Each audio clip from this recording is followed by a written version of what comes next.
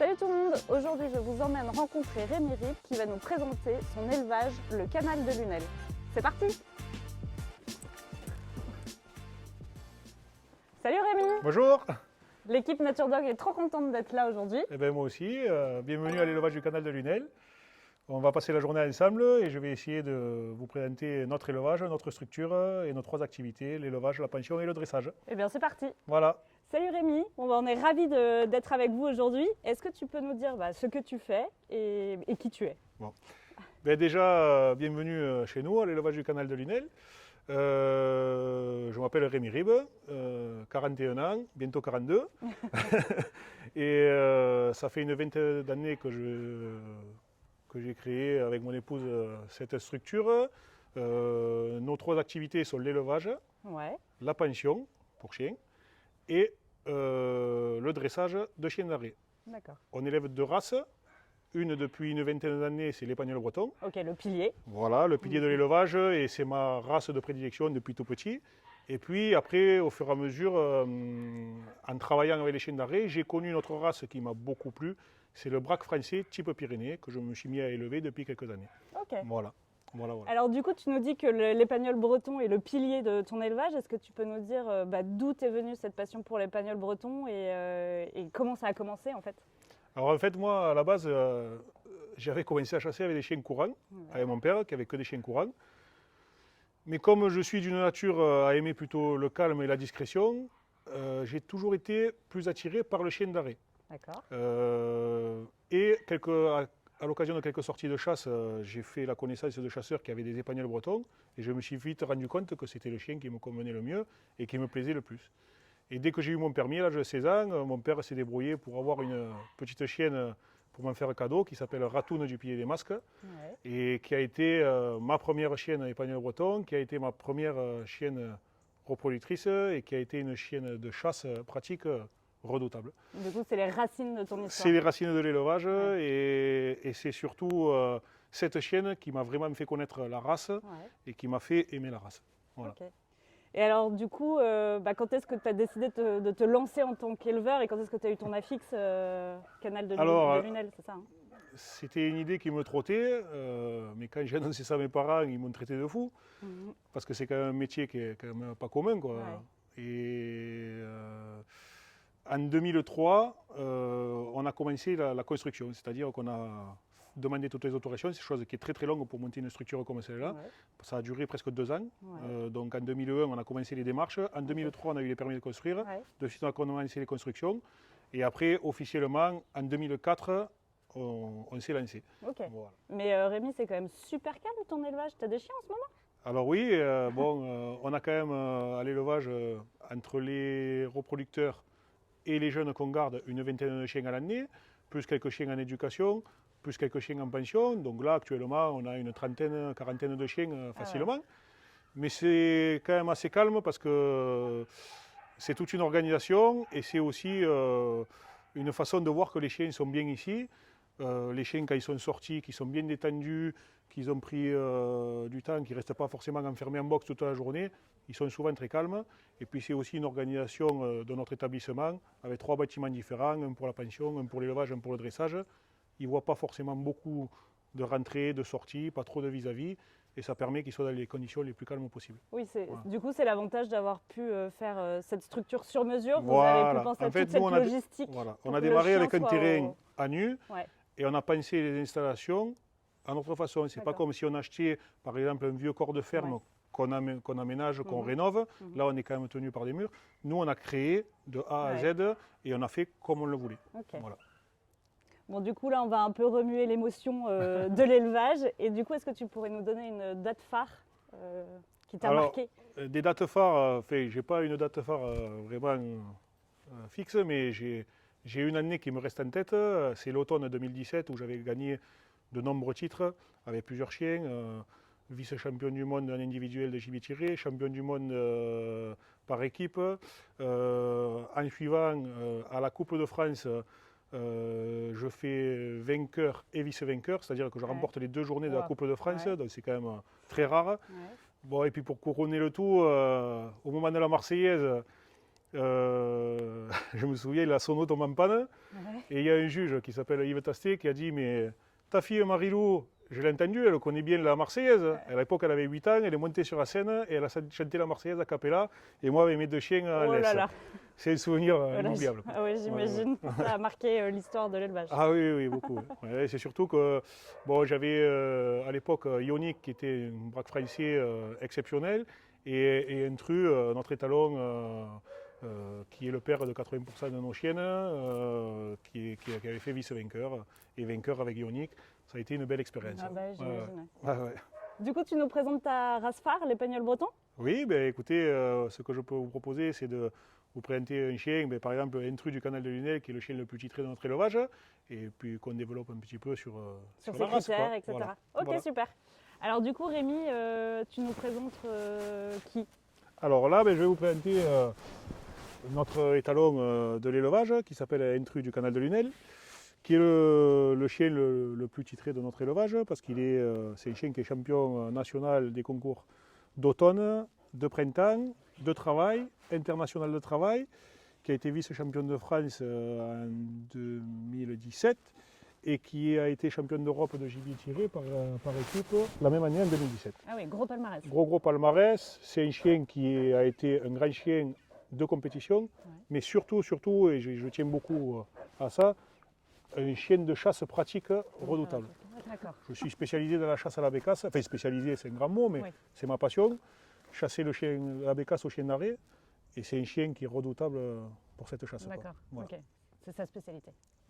On peut dire que sa sa passion. spécialité, Sa passion. c'est vraiment sa passion. Ouais, sa passion Voilà. surtout. C'est ce qui le fait le plus vibrer. C'est un chien qui a chassé beaucoup le perdreau, beaucoup le faisan pendant les concours, tout ça. Mais ce qui le fait le plus vibrer, c'est la chasse à la bécasse. Et du coup, l'Épagnol breton, quels sont les critères, on va dire, un peu au global de cette race? Qu'est-ce que tu peux nous dire sur cette Alors, race? l'Épagnol breton, c'est le plus petit des chiens d'arrêt. Mhm. C'est un chien de taille moyenne, mais c'est le plus petit des chiens d'arrêt. C'est un chien qui a le poil assez long, soyeux. C'est un chien qui est de caractère très vif, mais qui est quand même facile à éduquer. C'est un chien qui est de morphologie court. Il faut qu'il soit tout en rondeur. Vous voyez, là on voit, c'est un chien qui a une belle tenue d'oreille. Il faut qu'il ait une tête très expressive, qu'il ait le regard malicieux. C'est un chien qui est très polyvalent. Ouais. C'est ce qui a fait sa force et c'est ce qui l'a fait connaître mondialement, parce que c'est un chien qui est connu mondialement. Et la devise de l'Épagnol breton, c'est un maximum de qualité dans un volume minimum. C'est-à-dire que c'est un chien qui ne prend pas beaucoup de place, mais qui est bourré de qualité. Okay. Alors il a un petit défaut, c'est une grosse qualité, mais ça peut être parfois un petit défaut parce que il est braconnier. Alors des fois c'est vrai que par passion, il se laisse un peu emporter, et des fois les propriétaires disent « Ah mais j'ai du mal à me faire respecter ». Il y a le nez qui l'emporte. Mais c'est la passion de la chasse, c'est pas autre chose, quoi. Voilà. C'est un chien qui est hyper passionné et qui donnerait tout pour la chasse. Okay. Voilà. Et est-ce que tu aurais un petit conseil à nous donner autour de l'éducation de l'Épagnol breton? Ouais, alors, un conseil, pas un conseil, des conseils. L'Épagnol breton, comme toutes les races de chiens d'arrêt, sûrement comme toutes les races de chiens en général, c'est un chien qui s'éduque assez facilement. Hein. Il suffit de passer du temps tous les jours, un petit peu tous les jours. Commencez par l'obéissance de base, que le chien vous respecte, vous obéisse, marche en laisse, quand on vous dit assis, qu'il s'assoit. Sur le terrain, après, ne pas vouloir les dresser trop jeunes, les laisser s'exprimer, les laisser se passionner. Et une fois qu'ils sont passionnés, après, petit à petit, on améliore l'éducation et on les, entre guillemets, on les dresse. Voilà. Mais il ne faut surtout pas commencer le dressage trop jeune pour ne pas leur enlever leur passion, pour ne pas gâcher tout ça, quoi. Il faut les laisser s'exprimer petits pour pouvoir après, quand ils sont bien passionnés, mettre tout ça sous une bonne éducation. En fait, leur instinct naturel. Exactement. Okay. Voilà. Et est-ce que tu peux nous expliquer quelle est ton approche de la compétition et des fameux concours? Alors, déjà, ce qu'il faut savoir, c'est que la compétition a été créée pour l'amélioration et la conservation des races. Bon, nous, chez nous, le chien d'arrêt. Et c'est pour sélectionner les meilleurs géniteurs, c'est-à-dire qu'à un moment donné, tout le monde a le meilleur chien du monde, mais à un moment donné, il faut bien le vérifier, quoi. Et donc c'est pour ça qu'on participe à des concours. Maintenant, il ne faut pas tomber dans le piège de l'excès de compétition et il ne faut pas délaisser notre motivation première, c'est-à-dire la sélection des chiens pour les chasseurs, pour la chasse pratique. C'est-à-dire, j'attache beaucoup d'importance, moi, dans mon élevage, à produire des chiens qui ont des qualités naturelles pour les chasseurs, c'est-à-dire qu'ils soient équilibrés. Donc déjà, parce que souvent, au jour d'aujourd'hui, les chiens vivent en famille, donc ça, c'est hyper important. Qu'ils soient chasseurs, qu'ils aient des qualités de chasse naturelles. Chez le chien d'arrêt, qu'il ait l'esprit de recherche, qu'il ait l'arrêt assez naturel. Après, avec l'éducation, on améliore tout ça. Et en plus, s'il rapporte, c'est la cerise sur le gâteau, quoi. Mais voilà, garder vraiment cet esprit de sélection pour la chasse et les chasseurs. Son instinct. Voilà. L'un et l'autre ne sont pas incompatibles, la compétition et la chasse, bien au contraire. Moi, je chasse avec tous mes chiens de compétition, mais je garde quand même à l'esprit que je produis des chiens pour les chasseurs. Voilà. Et pas pour vraiment une élite de compétition. Voilà, parce que 95% des chiens que nous les vendons à des chasseurs. Donc il faut que ça leur convienne, autant au niveau équilibre que qualité de chasse. Voilà. Donc les concours en soi certifient leur passion pour la chasse. Voilà, leur qualité de chasse. Alors, ça permet aussi d'encadrer plusieurs choses, c'est-à-dire, quand je parlais de la conservation des races, s'il n'y a pas en morphologie un standard de morphologie pour un chien et un standard de travail, au bout d'un moment, une race, ça peut partir dans tous les sens, parce que chacun va faire à sa sauce. Donc le fait qu'il y ait un standard de race et un standard de travail, c'est vérifié lors des concours et ça permet quand même à une race de rester elle-même. Pas de dévier, qu'un épagnol breton ressemble toujours à un épagnol breton et chasse toujours comme un épagnol breton, comme chez les braques ou comme chez les setters, comme les pointers, que chaque race reste dans sa lignée et dans son standard. Voilà, ça permet de vérifier tout ça. Voilà. Allez, venez. Venez là, allez. Allez, venez. Allez, venez. Vini. Voilà. Tu vois, ce qui est important chez les chiots, c'est de beaucoup le sortir, qu'ils soient beaucoup en contact de l'humain, qu'il n'y ait aucune crainte, aucune appréhension avec les hommes. Voilà, ça c'est hyper important. Si on laisse enfermer une portée dans un box, qu'on s'en occupe une fois par jour de nettoyer, donner à manger, on va avoir des chiots craintifs qui ne sont pas éveillés, qui n'ont pas confiance en l'homme. Si des petits, on s'en occupe, qu'on les touche beaucoup, qu'on les sort beaucoup, et bien voilà, le résultat, c'est des chiots qui sont vifs, qui viennent facilement au contact de l'humain, qui ne sont pas du tout peureux. Voilà, qui du fait qu'ils soient dans cet état d'esprit-là, travailleront facilement avec leur nouveau maître. Voilà. Et s'adapteront facilement à une nouvelle maison. C'est-à-dire qu'ils sont nés ici, il faut qu'ils ne soient pas démunis le jour où ils vont arriver dans leur nouvelle maison.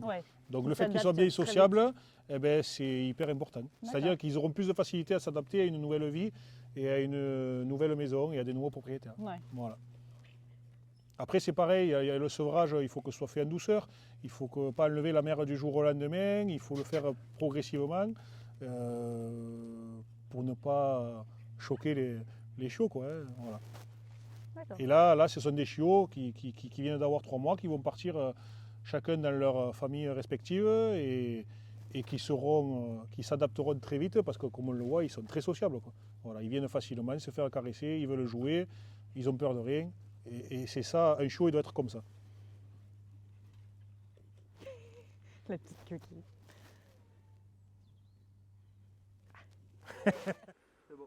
Voilà, donc je vous présente Talia, je vais vous montrer un petit exercice qui est tout simple à effectuer et qui nous permet de détecter l'instinct d'arrêt chez les chiots. Alors c'est un exercice avec lequel il ne faut pas exagérer, c'est juste quand ils sont tout petits pour vérifier leur instinct naturel d'arrêt. Et puis après, il faut arrêter, il ne faut pas en abuser, il ne faut pas que ça devienne un jeu pour les chiots non plus, quoi.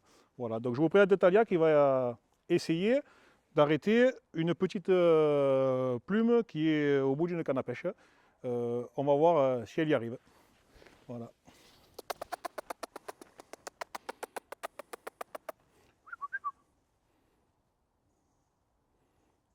Alors, vous voyez, elle a essayé de l'attraper au début, quand elle a vu qu'elle n'arrivait pas à l'attraper, là, instinctivement, la seule façon pour elle de s'approcher de la plume, ou qu'elle sera plus grande du gibier, c'est de déclencher un arrêt. Et vous voyez, petit à petit, elle essaye d'avancer pour pouvoir après y bondir dessus et pour pouvoir attraper. Donc le but, c'est que quand même, elle n'attrape jamais. Et le fait qu'elle comprenne qu'elle ne peut pas attraper, eh bien, instinctivement, elle va déclencher l'arrêt. Vous voyez, elle l'a fait assez facilement, assez naturellement. Vous voyez, à cet âge-là, ce n'est pas un chien qui est dressé, c'est un chien qui a uniquement ses qualités naturelles. Et c'est tout le fruit de la sélection de notre élevage, qui est là sur cette image. Voilà, on ne va pas la faire patienter trop longtemps. Tac, hop. Voilà, et on la félicite. C'est bien ma fille, c'est bien. Alors vous voyez, elle la cherche encore. Elle la cherche encore, elle se demande où elle est passée. Voilà, on va la laisser. Et puis après, on va un petit peu l'énerver. Regardez, alors elle va essayer d'attraper. Elle va essayer d'attraper, et hop. Regardez, hop. Voilà, on va changer de place.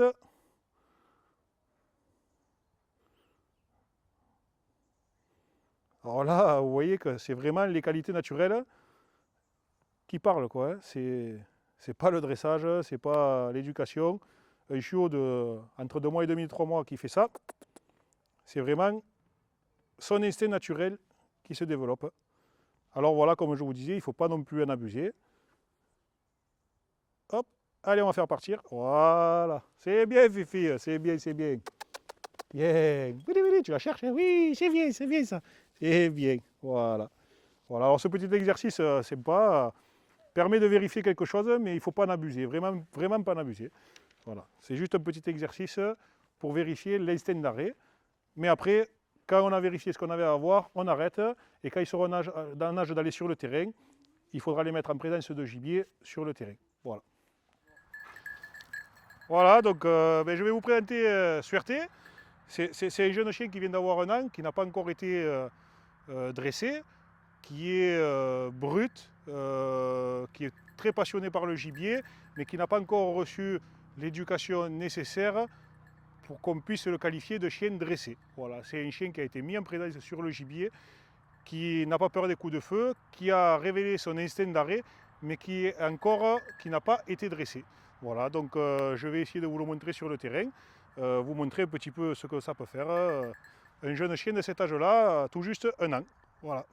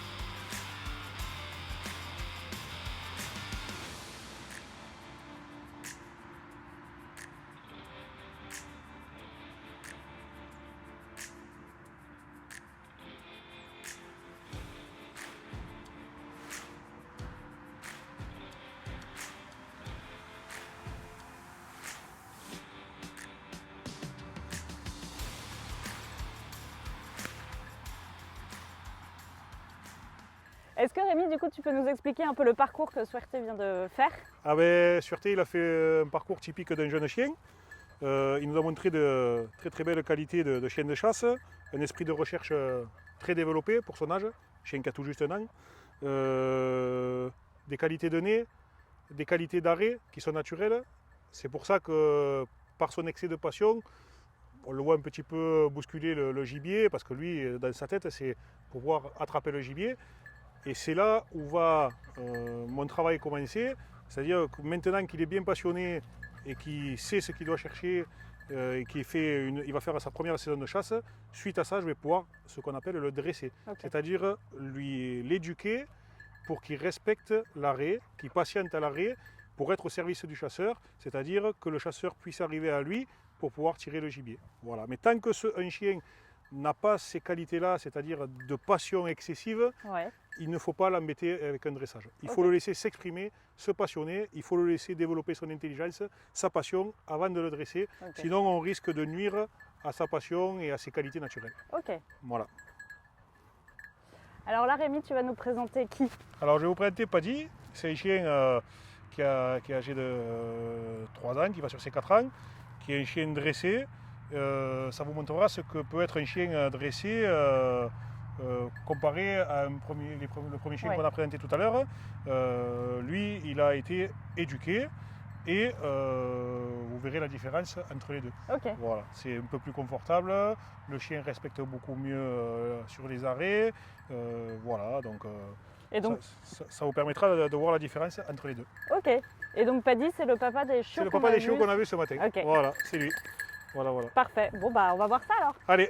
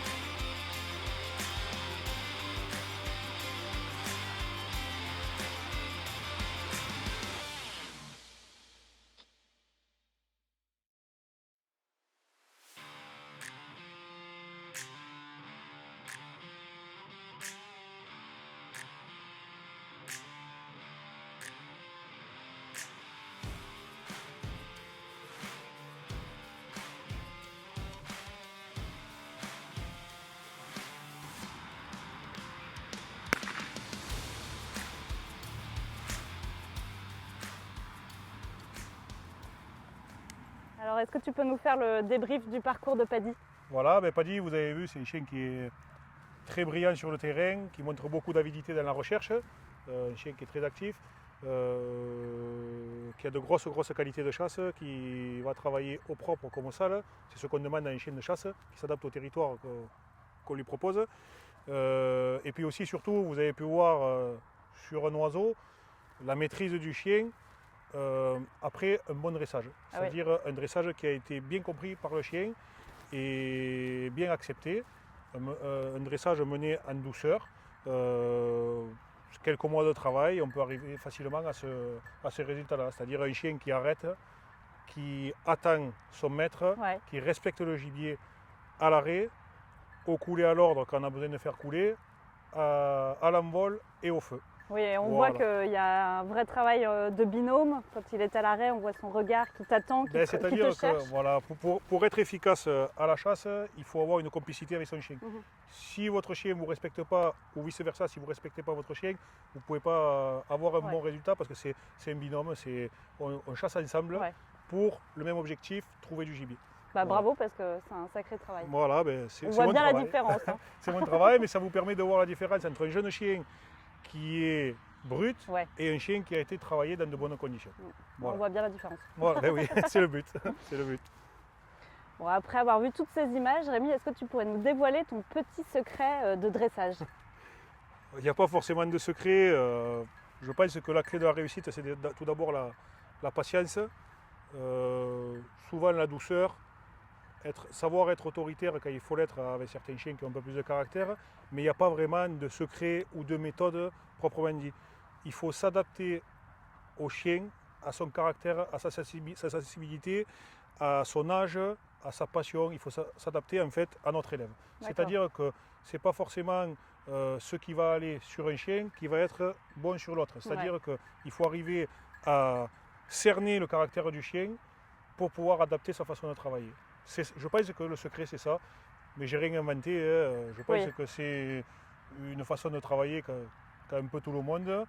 Enfin, pour moi en tout cas c'est la clé de la réussite. Arriver à s'adapter au caractère du chien et petit à petit on arrive à de très très beaux résultats. Oui, donc ce que tu veux dire c'est que par exemple c'est pas parce qu'ils sont tous espagnols bretons qu'ils n'ont pas chacun leur identité, Pas du c'est à tout, chaque identité que tu t'adaptes. Sur la même portée on peut voir des traits de caractère similaires, mais on peut voir des chiens aussi différents. Un chien un peu plus caractériel, un chien un peu plus sensible. C'est comme chez les humains, les frères et sœurs. C'est pas parce qu'ils ont le même père et la même mère qu'ils ont le même caractère. Ben, chez les chiens, c'est pareil. C'est pas parce qu'ils sont ou frères ou sœurs ou qu'ils appartiennent à la même race qu'ils sont tous les mêmes. C'est-à-dire qu'il faut s'adapter au sujet lui-même. Ok. Voilà. Bon, Rémi, après cette très bonne journée ensemble, est-ce que tu peux nous dire où est-ce qu'on peut te retrouver? Ben, déjà, vous pouvez nous retrouver chez nous, à l'établissement. On reçoit sur rendez-vous pour les visites, les conseils, pour les rendez-vous pour le dressage, l'élevage, la pension. Sinon, on a une page Facebook, élevage du canal de Lunel, et notre site internet sur Chiens de France, élevage du canal de Lunel aussi. Ok. Voilà. En tout cas, Rémi, toute l'équipe NatureDog te remercie pour cette excellente journée. On en a appris beaucoup sur l'épagneul breton et à venir le braque français. Vraiment merci parce que pour ta passion, ta générosité et tout ce que tu nous as fait découvrir aujourd'hui. Donc on continuera à te suivre. Merci à vous et n'hésitez pas, si vous avez des questions, quoi que ce soit, j'essaierai d'y répondre au mieux.